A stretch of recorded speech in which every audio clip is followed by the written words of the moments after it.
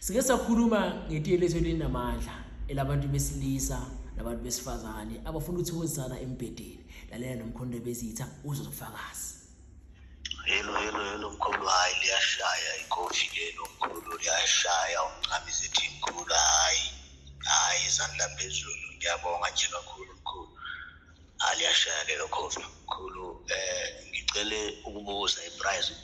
Uzwi mkhamisi ethi uma ngabe wena noyakho nifuna ukuthokozisana umbone achama kuba mnandi kakhulu. Only one tea bag ufake ekomishini lakho, ufaka amazabilayo ugoqoze bese uyarhabula 30 minutes before umdlalo uhambe uyodlala-ke mfana kithi, wona ntombi yakithi, uzozwa obumnandi ongakazi ubuzwe. Nalo kwakho uyozwa ubumnandi angakazi abuzwe. Ngathi uyaqalula lo muntu wesilisa, ngathi uyaqalula nawe uyokhipha impopho enzima kakhulu. Uyayibona ngamehlo ngosuku lolo kube mnandi, kube nje amashiti kube ngithiba ngapha nangapha. Umkhamisi ethi wonke umuntu ofisa ukuthi ajabulise yena nowakwakhe ebhedeni ukuze bachamisane. Kuyenzeka abanye abantu besifazane baphuza uchama, basathatha kade uchama, abanye abachami, omunye akazi achama empilweni yakhe yonke. Soloko ahlangana nabantu besilisa sakaze unengane kodwa akakazi achame. Uyafisa ukwazi ukuthi yini lento ekuthiwa umchamo, uchama kanjani mawuchama.